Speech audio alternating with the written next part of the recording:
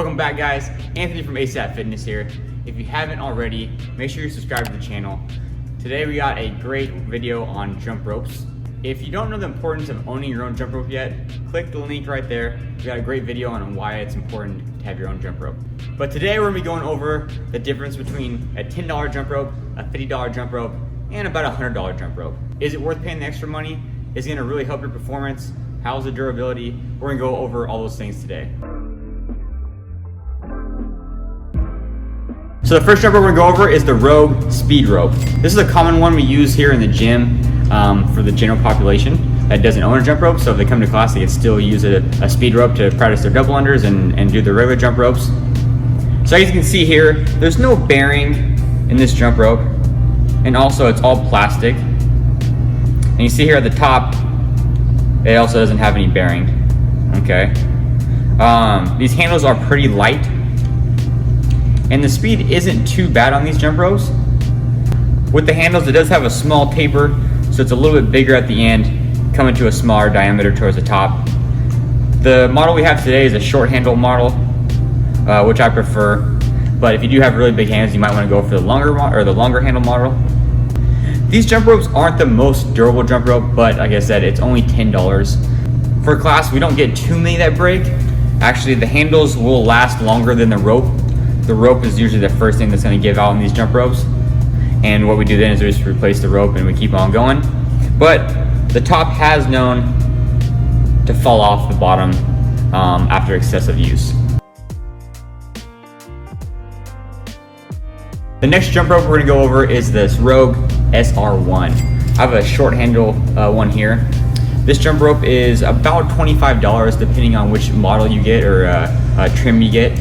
They do have this model made after other athletes, so it has a little bit of twist on it. I think the Spiller one has a rubber grip, which actually is a little bit better. Feels a little bit better in your hand, and also when your hands get sweaty, you can grip a little bit better. This is actually the rope that I use in all my workouts. I've had this rope for maybe like 6 years. So holding up perfect, still spins really well. These handles are also plastic, but as you see here, it has a bearing at the top, and I believe it has a bearing in the middle too. Great speed on this rope. Like I said, it's really durable also. I actually like the feel. It has a short taper, just like the one we showed before. You also see it stays a little bit thicker until the very end where it tapers off more. Usually when I'm going, I put my finger right there, and that little taper, it helps you hold it in your hand a little bit better.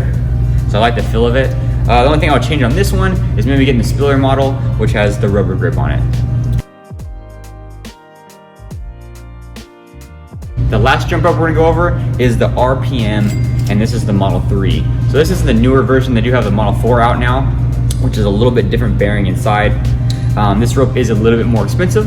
We got metal handles here. That's probably the biggest difference of this rope. You can also see there's no taper, so it's just a straight handle all the way across. And you also see that the bearing and tip of this jump rope is a lot different than the other ones we've showed before. It has a bearing inside, and also inside of the where the rope goes, which allows it to twist both ways. This rope is really fast. I would say it's a little bit faster than the Rogue one. Not by much, but you can definitely tell a difference. These handles are probably gonna last longer. This rope is 7 years old, so definitely got its wear and tear. And the only thing we've changed is the rope, like I said before on the Rogue one. So the handles are holding up perfectly. Maybe it could be cleaned a little bit, a little greased up in there, but other than that, really good rope. I'm gonna put all 3 ropes to the test right now. I'm gonna do 100 double unders with each one, and tell you what the difference is, what I feel, and if it's worth paying the extra money.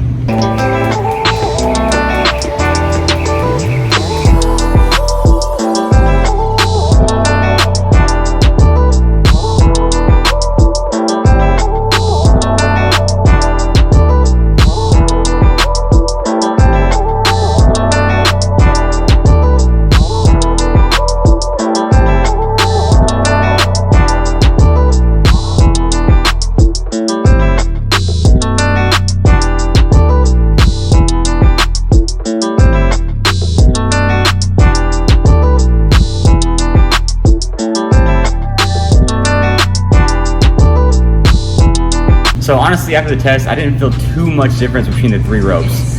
I noticed with the RPM rope, the wrist action took a little bit less effort. And I noticed with the cheap speed rope from Rogue that the handles were a little bit thinner. Other than that, not too big of a difference. I don't know if it's worth paying the extra money for the RPM rope. I wouldn't do it personally. Honestly, I didn't even feel too much of a difference from the $10 rope. So, hopefully that helps you guys out. Like always, don't forget to like the video, subscribe to the channel, and leave a comment below of what you guys think and if you have any other recommendations for ropes that I would try out.